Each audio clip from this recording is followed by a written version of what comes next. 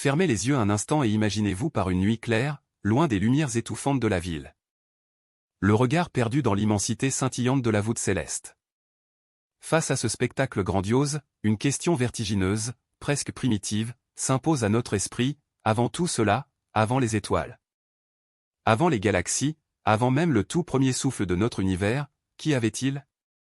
C'est une interrogation qui semble presque naïve, le genre de question qu'un enfant poserait à ses parents avant de s'endormir, et pourtant. Elle a longtemps fait trembler les fondations mêmes de la science moderne. Pendant des décennies, la communauté scientifique, armée de la théorie du Big Bang, croyait avoir définitivement scellé le débat. La réponse officielle, froide et mathématique, était qu'avant le Big Bang, il n'y avait absolument rien. Même le temps, en tant que dimension physique mesurable, n'existait pas. Poser la question de l'avant-Big Bang était considéré comme un non-sens absolu. Une absurdité sémantique et physique qui ne manquait pas de faire sourire, voire de faire rire aux éclats, les astrophysiciens les plus éminents. Ils vous auraient dit que demander ce qu'il y avait avant le Big Bang, c'était comme demander ce qu'il y a au nord du pôle Nord. Une question dénuée de toute logique spatio-temporelle. Et pourtant, le vent tourne. Depuis quelque temps, cette certitude inébranlable vacille, et la question de l'avant revient sur le devant de la scène avec une force inouïe. Bousculant les dogmes établis.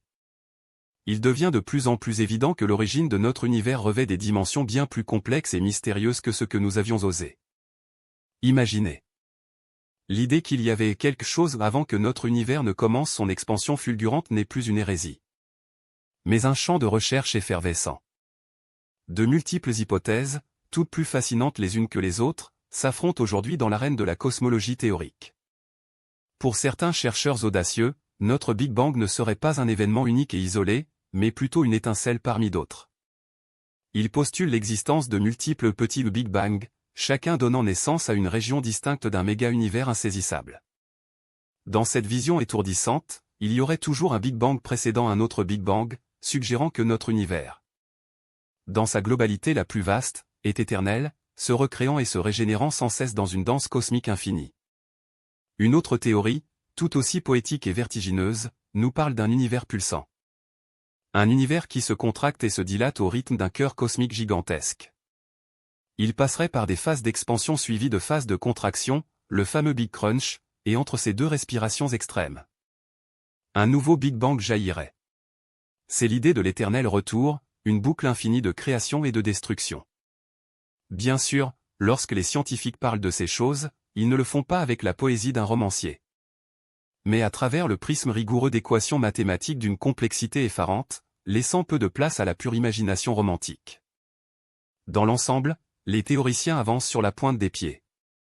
Ils formulent leurs nouvelles hypothèses avec une prudence extrême, car le modèle classique du Big Bang reste, pour l'instant, la théorie officielle. Le paradigme dominant. Il est toujours périlleux pour un chercheur, même brillant, de proposer un modèle radicalement nouveau sans risquer de voir sa carrière et sa crédibilité réduites en cendres par ses pairs. Mais alors, d'où vient véritablement cette idée de grande explosion? Il est d'ailleurs assez ironique de constater que le terme même de Big Bang n'a pas de père officiel bienveillant. Pour comprendre la genèse de cette théorie, il faut remonter le temps jusqu'en 1917.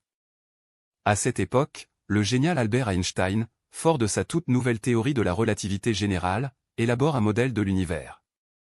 Mais, prisonnier des préjugés philosophiques de son temps, il conçoit un univers clos, statique, figé dans une éternité immobile, indépendant des affres du temps. Il faudra attendre 1924 pour qu'Alexandre Friedman, un mathématicien et météorologue russe à l'esprit visionnaire, ose proposer un modèle d'univers en expansion, démontrant de manière implacable que les propres équations d'Einstein permettaient, et même suggérait, cette possibilité dynamique. Mais le véritable tournant conceptuel, la véritable étincelle de génie, survient en 1931. Effet fascinant, elle ne vient pas d'un astronome penché sur un télescope, mais d'un prêtre catholique belge, Georges Lemaître. Cet homme, à la fois homme de foi et physicien d'exception, a l'audace d'imaginer que l'univers tout entier a pris naissance à partir d'un point unique. Une singularité d'une densité infinie qu'il baptise l'atome primitif. Le raisonnement de Lemaître est une prouesse intellectuelle qui marie pour la première fois les principes naissants de la mécanique quantique avec les lois implacables de la thermodynamique. Il postule que si l'on remonte le fil du temps, en tenant compte de l'entropie, c'est-à-dire de la mesure du désordre qui ne cesse de croître dans l'univers, alors l'état initial du cosmos devait être un état d'ordre maximal, où toute l'énergie et la matière étaient concentrées dans une particule unique, un point de départ absolu. Le concept fondamental du Big Bang venait de naître dans l'esprit d'un abbé. Pourtant, le nom de baptême de cette théorie ne sera prononcé que bien plus tard, en 1950, et ce, de manière totalement accidentelle et sarcastique. C'est l'astronome britannique Fred Hoyle, un farouche opposant à cette théorie qui défendait l'idée d'un univers stationnaire, qui utilisa l'expression A Big Bang lors d'une émission de radio sur la BBC, dans le but de s'en moquer et de la discréditer. L'ironie de l'histoire a voulu que ce terme péjoratif devienne le nom officiel de la théorie la plus célèbre de la cosmologie moderne. La consécration ultime de cette idée surviendra en 1965, lorsque deux radioastronomes, Arno Panzia et Robert Wilson, découvriront par le plus grand des hasards un faible rayonnement micro-ondes provenant de toutes les directions de l'espace. Ce murmure cosmique, écho fossile de la toute première lumière libérée après l'explosion initiale, viendra confirmer de manière spectaculaire l'hypothèse du Big Bang. Cette découverte fortuite a agi comme un électrochoc sur la communauté scientifique, séduisant et encourageant des centaines de cosmologistes à élaborer des modèles toujours plus sophistiqués. Cependant, au cœur de cette effervescence, un problème majeur, un véritable mur théorique, subsiste, la gravitation. Cette force, majestueusement décrite par la relativité générale d'Einstein à l'échelle macroscopique, refuse obstinément de s'unir avec la mécanique quantique, qui régit le monde de l'infiniment petit. Les théoriciens s'épuisent à chercher une théorie de la gravité quantique pour réconcilier ces deux piliers de la physique. Mais aussi élégantes et mathématiquement sublimes que soient leurs équations, de la théorie des cordes à la gravité quantique à boucle, elles demeurent à ce jour des hypothèses invérifiables. Car aucun accélérateur de particules actuel ne possède la puissance faramineuse nécessaire pour recréer les conditions extrêmes des premiers instants de l'univers. Et c'est ici que l'histoire prend une tournure inattendue. Car le bel édifice théorique que nous avons mis un siècle à construire commence à montrer des signes de fatigue évidents. Les observations astronomiques les plus récentes, loin de conforter nos certitudes, viennent bouleverser et faire s'effondrer de nombreux modèles cosmologiques jusqu'alors considérés comme solides. Les débats font rage, les controverses s'enflamment, que ce soit sur l'âge exact de l'univers, sur la vitesse de son expansion, ou sur cette mystérieuse matière noire. Cette masse manquante colossale qui semble dicter la dynamique des galaxies sans jamais se laisser observer directement. Patrick Petitjean, un éminent astronome de l'Institut d'astrophysique de Paris, résume parfaitement ce sentiment de vertige qui s'empare des chercheurs lorsqu'il avoue, avec une humilité frappante: les modèles cosmologiques commencent à se fissurer de toutes parts. Nous ne savons plus très bien où nous en sommes. Son confrère, Olivier Lefebvre, de l'Observatoire de Paris-Meudon, renchérit en soulignant que, peu à peu, les observations implacables forcent les théoriciens à revoir leur copie. Il déclare: nous assistons au chant du cygne de cette époque où l'on pouvait proposer des théories totalement extravagantes sans être contraint par la moindre observation. La réalité est que depuis la réparation du télescope spatial Hubble, et surtout depuis la mise en service des télescopes géants terrestres comme le Keck à Hawaï, avec son miroir de 10 mètres de diamètre capable de capter la lumière des galaxies les plus lointaines, les piliers de la cosmologie tremblent. Nous sommes à l'aube d'une révolution, annonçant la gestation douloureuse mais nécessaire de nouveaux modèles pour comprendre notre univers. Cependant, alors que l'astrophysique moderne, armée de ses instruments de pointe, peine à prononcer le mot de la fin sur l'origine et la structure intime du cosmos, un pont inattendu et fascinant se dessine. Si nous prenons le temps de regarder au-delà des équations, nous découvrons des résonances, des parallèles stupéfiants entre les découvertes de l'astronomie contemporaine et les enseignements millénaires du bouddhisme. La vision du monde proposée par le Bouddha il y a plus de 2500 ans avance des postulats que la science d'aujourd'hui, loin de pouvoir réfuter, commence à effleurer sans avoir encore les moyens de les prouver de manière absolue. Plongeons au cœur de cette philosophie. Selon la perspective bouddhiste, l'univers tout entier, dans sa manifestation la plus vaste comme la plus infime, est un produit qui n'existe que dans une relation d'interdépendance absolue avec la conscience. Pour le Bouddha, il n'y a pas de séparation fondamentale, pas de frontière étanche entre la matière et l'esprit.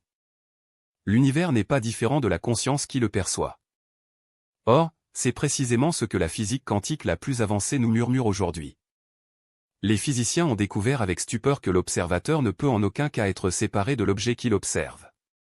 Selon le célèbre principe d'incertitude de Werner-Heisenberg, l'acte même d'observer une particule subatomique modifie son état.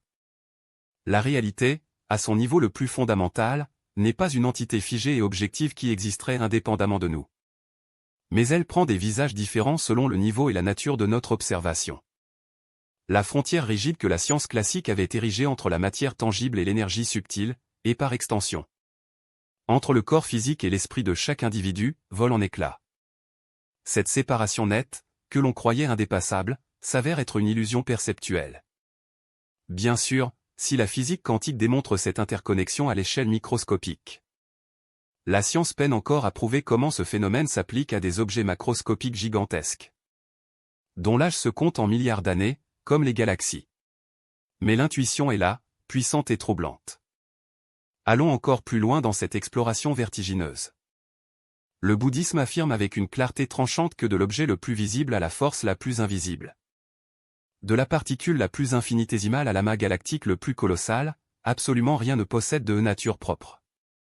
C'est le concept fondamental de Ngo-Nga, le non-soi, ou la vacuité. Cela signifie que rien n'existe de manière indépendante, permanente et isolée. Tout est soumis à la loi universelle de l'impermanence, le Ngo-Thng. Tout est en perpétuelle mutation, dans un flux incessant de devenir. L'état qui succède n'est jamais rigoureusement identique à l'état qui précède. L'univers est un fleuve qui ne s'arrête jamais de couler. Or, la science occidentale, historiquement construite sur la logique de l'ego, sur l'idée d'un sujet observateur distinct et supérieur à l'objet observé, éprouve les plus grandes difficultés à concevoir et à intégrer cet état de non-soi de toute chose. Le scientifique, ou la communauté scientifique dans son ensemble, a longtemps cru pouvoir se placer à l'extérieur de l'univers pour le disséquer en toute objectivité. Mais cette objectivité tant vantée dans les observations scientifiques n'est pas aussi absolue qu'on le prétend. Elle est teintée par les attentes, les instruments et la conscience même de ceux qui cherchent. C'est précisément pour cette raison que la science et la technologie, bien qu'elles aient apporté des bénéfices incommensurables et des améliorations spectaculaires à nos conditions de vie matérielle, portent en elles le germe d'un péril mortel pour l'humanité. Lorsque l'ego s'empare de la découverte, lorsque les scientifiques ou les pouvoirs politiques et économiques qui les financent utilisent ces inventions inouïes pour assouvir des ambitions personnelles, des soifs de domination ou des nationalismes exacerbés, la science devient une arme de destruction massive, qu'elle soit nucléaire, écologique ou technologique. Face à ce constat alarmant, la théorie bouddhiste du non-soi, de l'interdépendance de tous les phénomènes, n'est pas qu'une spéculation métaphysique. Elle apparaît comme le seul fondement éthique véritable et viable pour guider la civilisation technologique de notre avenir. Sans cette conscience de notre lien indéfectible avec le tout, notre puissance technologique finira par nous consumer.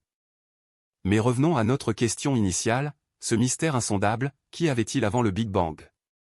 Pour tenter de répondre, la science n'a d'autre choix que de poursuivre sa quête acharnée, d'élaborer des hypothèses toujours plus audacieuses en s'appuyant sur des observations toujours plus précises et des déductions mathématiques toujours plus complexes. Mais là où la science tourne son regard vers l'extérieur, vers les confins de l'espace-temps en demandant « Qu'y avait-il avant la création du monde ?» Le bouddhisme, lui, opère un retournement radical.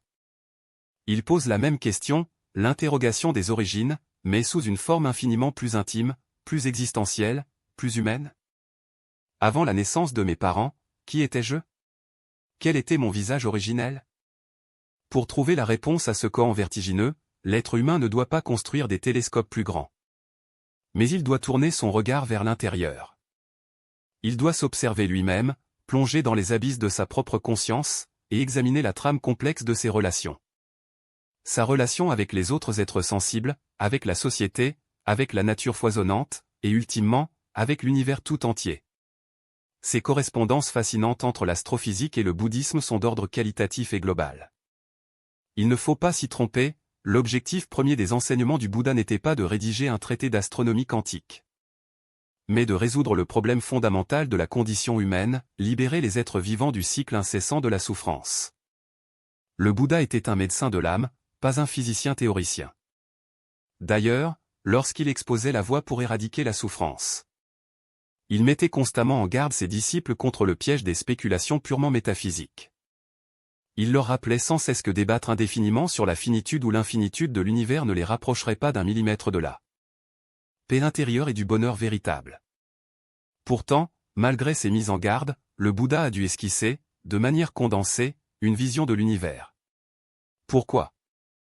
Parce que cette cosmologie servait de toile de fond, de fondement rationnel et logique pour justifier la pratique méditative et éthique de ses disciples. Il ne pouvait évidemment pas décrire la mécanique céleste avec le niveau de détail de l'astrophysique contemporaine. Le niveau de connaissance scientifique de l'humanité de l'Antiquité indienne ne permettait pas d'assimiler des concepts tels que la courbure de l'espace-temps ou la nucléosynthèse primordiale. Les mots mêmes qu'il employait pour décrire ces visions cosmiques pouvaient sembler, pour les disciples n'ayant pas encore atteint l'éveil par l'expérience directe de la méditation, revêtir une coloration purement mystique ou mythologique. Seuls ceux qui parvenaient à l'illumination, à la compréhension ultime, pouvaient saisir la vérité littérale et profonde cachée derrière ces métaphores. C'est la raison pour laquelle, pendant des siècles, l'enseignement bouddhiste a été perçu en Occident uniquement comme une méthode de purification de l'esprit, une psychologie de la libération. Tandis que ses intuitions fulgurantes sur la nature physique de la réalité étaient largement ignorées ou reléguées au rang de folklore oriental. Cependant, la donne a changé. Récemment, un nombre croissant d'intellectuels, de philosophes des sciences et de physiciens occidentaux de premier plan se sont penchés avec sérieux sur les textes anciens. Et ce qu'ils y ont découvert les a laissés sans voix. Ils ont réalisé que les intuitions directes des sages de l'Orient, et tout particulièrement les visions du Bouddha, présentent des similitudes troublantes.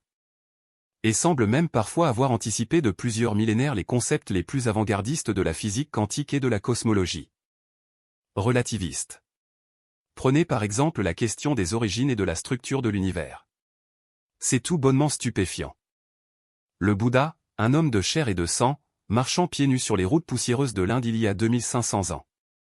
Un homme dépourvu du moindre instrument d'optique, sans lunettes astronomiques, sans radiotélescope, a pu voir et décrire avec son seul œil intérieur des réalités que la science moderne n'a confirmées que très récemment grâce à des technologies coûtant des milliards de dollars. Dans les sutras anciens, il est écrit que l'univers est constitué d'une myriade de systèmes mondiaux. Les textes parlent de petits mille mondes, de moyens mille mondes, et de grands systèmes de 3000 milliers de mondes. Si l'on traduit cette terminologie poétique ancienne dans le langage de l'astronomie contemporaine, on y reconnaît une description parfaite de la structure hiérarchique de notre cosmos, des systèmes solaires, regroupés en galaxies, elles-mêmes rassemblées en amas et en superamas galactiques, s'étendant à perte de vue dans un réseau cosmique d'une immensité insondable. Mais l'intuition du Bouddha ne s'arrête pas à la géographie de l'univers, elle en décrit la dynamique intime. Les enseignements affirment que l'univers tout entier, ainsi que la multitude de mondes qu'il contient, est soumis à la loi des reins de l'impermanence. Rien n'est statique. Les mondes connaissent 4 phases inéluctables, la naissance, la durée, la dégradation, et finalement, la destruction ou l'anéantissement. Ce cycle de création et de dissolution s'applique à toute entité dans le monde phénoménal, de la pensée la plus fugace à l'étoile la plus massive. Cette vision cyclique résonne de manière spectaculaire avec les théories cosmologiques modernes qui postulent l'existence de multiples Big Bang, où, après chaque explosion créatrice, la matière s'organise, évolue, puis finit par se dissoudre, avant de se recomposer selon de nouvelles configurations, obéissant peut-être même à des lois physiques différentes à chaque itération. Dans cette perspective vertigineuse, le bouddhisme affirme que l'univers est Dvo-th Voshung, c'est-à-dire sans commencement absolu et sans fin définitive. Il n'y a pas de point zéro sur l'axe du temps, pas de créateur personnel ayant façonné le cosmos à partir du néant, mais un flot éternel de causes et de conditions s'engendrant les unes les autres. Le Bouddha a abordé une multitude d'autres aspects concrets concernant la nature de l'espace et du temps. Des aspects qui continuent d'émerveiller ceux qui prennent la peine de les étudier à la lumière de la science moderne. Face à cette profondeur de vue, une question légitime se pose, dans la philosophie bouddhiste, le scientifique. Le chercheur en blouse blanche penché sur ses équations ou ses microscopes, a-t-il une place? La réponse est un oui catégorique. Bien sûr qu'il a une place. Les recherches acharnées, les découvertes et les innovations de la science ont une valeur inestimable. Elles contribuent de manière indéniable à l'œuvre de libération de l'humanité, ne serait-ce qu'en allégeant le fardeau des souffrances matérielles. en guérissant les maladies, en repoussant les limites de l'ignorance physique. Cependant, une condition préalable et vitale s'impose. Avant d'être des techniciens du savoir, les acteurs de la science doivent impérativement opérer une profonde introspection. Ils doivent éveiller leur propre conscience. Ce n'est qu'à ce prix, en cultivant la sagesse et la compassion, qu'ils éviteront de devenir les complices, conscients ou aveugles, des forces destructrices qui menacent notre monde. Sans cette boussole éthique intérieure, la science risque de n'être qu'un outil d'oppression, contribuant à l'instabilité chronique, au conflit et à la dévastation environnementale que nous observons aujourd'hui à l'échelle planétaire. Pour illustrer cette nécessité absolue d'allier la connaissance à la sagesse, rappelons cette anecdote révélatrice. Il y a quelque temps, le célèbre physicien théoricien Fritjof Capra, pionnier dans l'exploration des parallèles entre la physique moderne et le mysticisme oriental, s'est adressé à un maître spirituel indien. Il lui a demandé avec une certaine appréhension, « Si je décide de suivre la voie que vous enseignez, devrais-je abandonner ma carrière de chercheur scientifique ?» La réponse du sage fut d'une limpidité et d'une profondeur bouleversante, « Avant toute chose, vous devez être un être humain véritable. Avant même d'être un spécialiste ou un professionnel. » Tout est dit dans cette phrase. La science, dénuée de conscience humaine, n'est que ruine de l'âme, comme l'écrivait Rabelais. L'enseignement du Bouddha ne rejette pas la science, au contraire, il se présente lui-même comme la science ultime, la science de l'esprit. La plus rigoureuse et la plus essentielle de toutes. Son but n'est pas de conquérir l'espace extérieur, mais de pacifier l'espace intérieur. C'est une science conçue pour forger des individus profondément sereins, authentiquement heureux et radicalement libres. Et cette libération ne s'opère pas dans une dimension abstraite, mais ici et maintenant, au cœur même de cet univers fascinant que nous habitons. Car l'univers véritable, l'univers tel qu'il doit être perçu et vécu par un esprit éveillé, est un espace où l'avidité, la haine et l'ignorance, ces trois poisons de l'esprit ont cessé d'être les moteurs de l'action. C'est dans ce silence intérieur, libéré de l'ego, que nous pouvons enfin entendre le véritable écho du Big Bang. Non pas comme une explosion lointaine et chaotique, mais comme le premier battement d'un cœur cosmique auquel nous sommes tous intimement et éternellement reliés.